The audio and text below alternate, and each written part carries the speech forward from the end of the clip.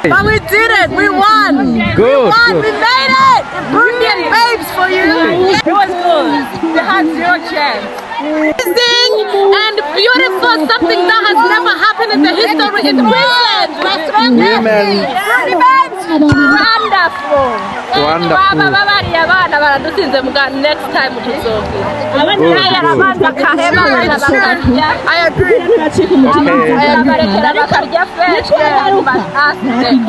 It was good. Yeah. Yes. Fair enough.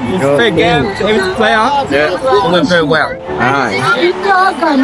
ariko nuwo abarundi bose ariko babereye muri yoga kuri uyu munsi rero abigeme n'abakenyezi bakinye soka umupira w'amaguru zabaye byiza cyane umupira urangiye abigeme batsinze 5 kuri kimwe tubigeme twabaretse ariko byagenze neza. It was good. Urazi kurakina n'abana utegerezwa kuririmba bati ntitubacintuze intege kugira ngo bihebuke mu munsi mukuru w'abantu abakenyezi abarundi bo twese independence day turiko turacelebratinga urumva iyo turiko turakina n'abana dutegerezwa kugira ifire urumva iyo tugashiramo inguvu zose bababaza urumva tuca tubarekera kugira abana kurira abana bakarya ubwambere yes but the winner after to why lying? I knew that the youngest would win, and I think they played really well, especially the moms. They played very well.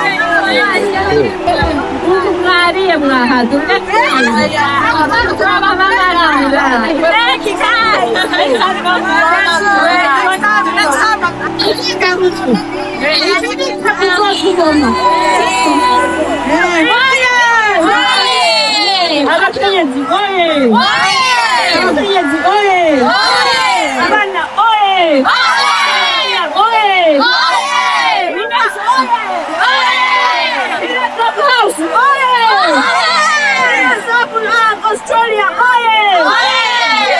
Burundi,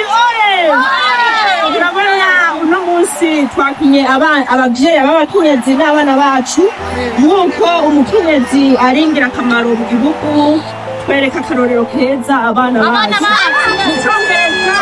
turi abaromodo umwana nezerwe uno munsi twabagirira imbabazi ariko abanyisangano bavuga menshi abababaye nibo bacavuga amajambo menshi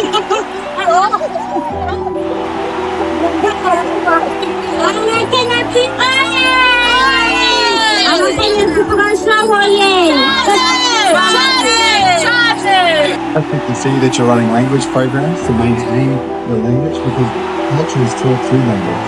And there's so many things that I have in my family that is only passed on because the way that we've used English and the way that we've used it for many generations while we've been here. And the same is true for you with Burundi. So it's so important that your young people maintain your language and your culture. The best thing about Australia is that when you come here, we ask you to give up nothing. Especially in Logan, we want you to maintain your language. We want you to maintain your culture. We don't just want you to keep it to yourself though. We want you to share it with us so we can learn more about you, embrace you, make you feel welcome and that you know that you belong and that we love having you here. Right? But to do that, I need you to do me a favour, which is instill that culture in the next generation, the young people that are here today, so that we can all celebrate your culture and I can keep coming to Independence Day for many years to come. So thank you so much for inviting me here today. I wish I could stay longer, but as the Mayor, I have to bounce all over the city. So I've got 4 more events to do today. So thank you so much for having me here. Thank you for inviting me, Pascal, and congratulations to everyone for organising this event, for the volunteers that have worked so hard to make it happen. Yeah.